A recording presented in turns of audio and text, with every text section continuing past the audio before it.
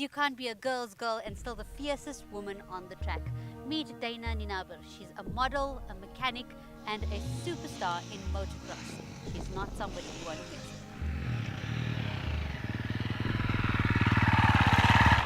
Dayna, thank you so much for taking time to chat to us. We've really been wanting to catch up with you, so thanks so much.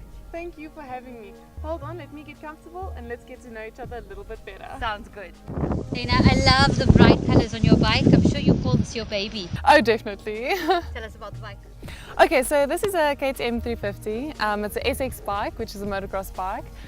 It's a new bike. I'm not used to it. I just came back from Sweden. So I'm still running it in and running the engine in. So yes, I'm enjoying it a lot. I love the pink and the orange. I think it might be my favorite colors as well. Is this something that you chose? No, yes and no. The KTM comes out standard orange. The sticker kit that's on it though is the blue and the white, which are my sponsors.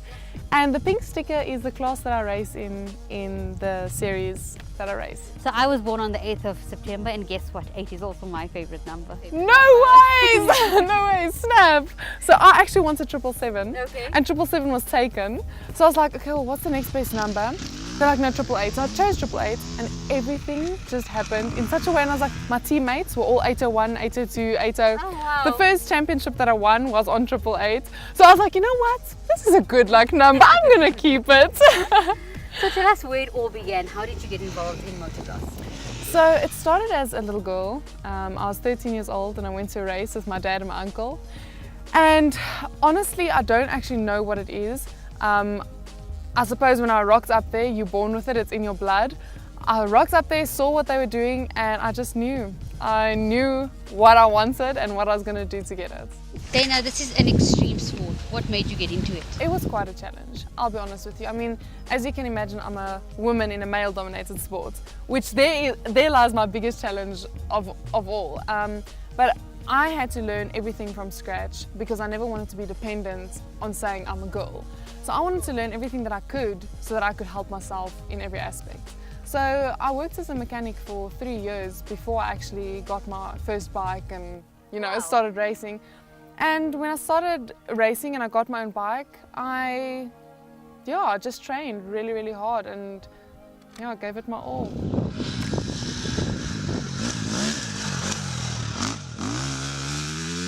Let's talk about your career so far. It's a young career, but it's been a fantastic one. You've had a number of podium finishes, which is so great to see. What has been a career highlight for you so far? I would most likely, without a doubt, say the Botswana 1000. It's the qualifying for the Dakar, and I won my class. Wow. So, and I was the only lady that competed in that series. So it was honestly the biggest honor. You do 1,000 kilometers in 2 days. And no rest, no nothing. You wake up at 4 in the morning, you pull away in -6, and that afternoon it's 40 degrees. Wow. It's racing in the desert. So, and I finished it and I won it. And honestly, that was the biggest triumph moment of my total career. What is it that keeps you motivated?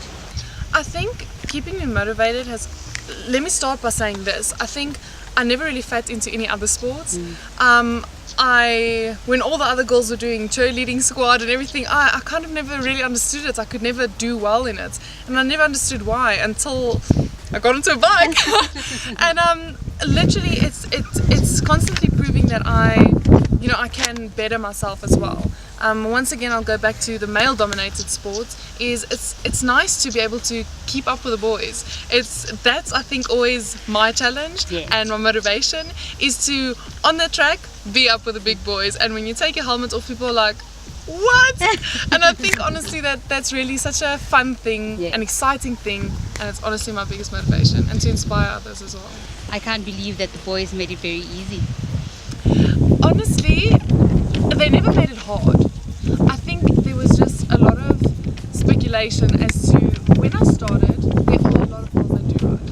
But when they do rock up to a track, they think they can do more than what they really can. So I rather kept quiet before I spoke about what I can do, and I instead just showed what I can do. So when I rocked up to the track in the beginning, people were more,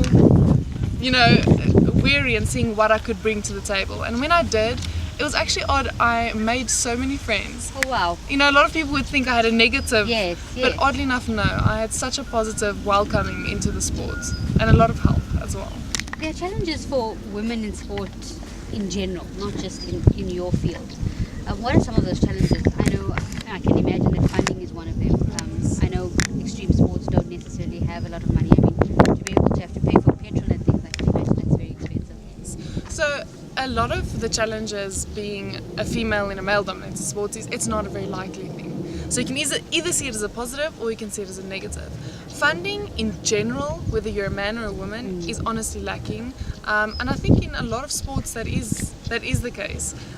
It really is an expensive sport. My bike alone is 150,000 rand. With my kit, let's call it the whole package is 200,000 rand.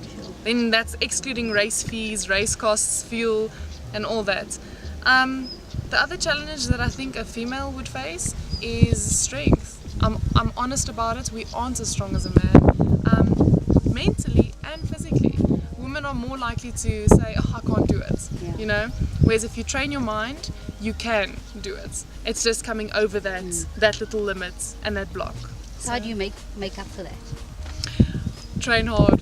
Train hard. I know no matter how hard I train, I still won't be up for the big boys. Let's be honest. So I work more hard on my skill because I know if I have a maneuver or a way to do something, it'll be easier. There is a way to do everything without using brute strength. Take us back to your first race. Pure fear. Absolute fear. I think, yes, excitement, but I think the excitement only came afterwards. Honestly, everyone prepared me for a race, but you kind of, you know, you're ready for it, for it. I promise you, when you get to that race, everything flies out the window, you forget what everyone warned you about. And when I stood on that start line, no one can prepare 40 other bikes revving against you with a flag that's about to drop in 10 seconds. I mean, your heart feels like it's jumping out of your chest. And honestly, through the race, I remember I thought I wanted to die. It was really, really tough. I didn't think it was going to be that tough, but I finished, and it was a really, really great way to come into the sport, because when I finished, that feeling of I just did this. I did what so many people cannot do. Yes. That honestly was just the best part of me, and that made me decide I'm going to carry on. Let's do this. Yes. What is the feeling that you have now when you're on a bike? Is it still the same? Still exactly the same. I'm still extremely excited. I don't think so many people ask like a lot of things. They say, yeah, but you're probably not nervous anymore. That never goes away. I'm always nervous. I think I'm still human. Of course. So no matter how, yes, I think, you know, now I've got the skills and the knowledge of what's coming, so I'm more prepared. But mentally, you still have that excitement and that adrenaline. You cannot take that away from someone. Talk about that adrenaline rush first. What does it feel? Oh my goodness. It's like, forget butterflies in your stomach, it's like the whole zoo. It's honestly, me personally, I get tingles in my hands and in my feet, and my mouth becomes super dry. So my dad is always like, okay, drink like water and hydrate before time so you can not get a dry mouth. So it's quite, when I'm standing on the start line, it feels like my heart's jumping out of my chest. I can hear my own heartbeat, and when I'm actually on the first lap and I've pulled away for about a minute and I'm into the race, I still can't subside the heartbeat that's inside of me. So you're not just fantastic on the bike, you're a model as well. Tell us a bit about that. It was by accident that I actually became a model. Okay. I started modeling because of bike riding. With all the sponsors and stuff, we needed management. So one of our friends said, well, why don't you just sign up by a modeling agency? And so I did. And the modeling agency said, well, you're anyways with us, so why don't you just try the things that we offer you? And I thought, well, let me just give it a try. And the first time round, I walked for SA Fashion Week for 4 designers. That's fantastic. I entered Miss South Africa. I won the Miss Queen of South Africa. Oh wow. And honestly, it was a really amazing journey to have gotten it the first time round. Not many people can say that, and I'm very, very privileged to be able to say, you know, that I could achieve that stuff. So how do you balance being a model and a sportswoman? Because people have an idea of what you should be as a sportswoman and what you should be as a model. So how do you balance the idea of being both? I think it's it's going to be difficult wherever you go, because no matter where you go, everyone will have an opinion. Absolutely. So I know that some people think they have to be a certain person to do something. I don't believe that at all. I think whether I'm a girly girl and I want to be a soccer player, you can. If I might not be the prettiest girl that in the world, it doesn't matter. If you've got a passion for something, go after it. So yeah. We had a chance to meet your mom earlier today. Family is something that's very important to you, isn't it? My family honestly is everything to me, and I can honestly say any athlete would most likely give the exact same answer as what I'm answering, because without family it's not possible. To have a successful career in a sport is honestly a lonely journey, because Yes. you sacrifice a lot, and my family has honestly stood by me through thick and thin. And when I say thick, I mean bad times and good times, and when you fall down, when you stand up, they've always been there no matter what, giving me really great advice. So I wouldn't have been able to be where I am without my family. They must be so proud of you. I hope so. I hope so. What are some of the words that your parents have given you throughout your career that have stayed with you? I think when things toughen up, gear up. That was the one thing I'll never forget. The other thing is, my mom always says life isn't a tape recorder. You can't reverse it, you can't forward wind it, you can't pause, and you can't. That's not how life works. It's unfortunately what you do now is you're going to take with you for the rest of your life. So make sure you're doing it the right way. So the whole point of our series is to talk about life outside of the track. So what you like to do in your spare time. What are some of your hobbies? Anything outdoorsy. I'm very outdoorsy.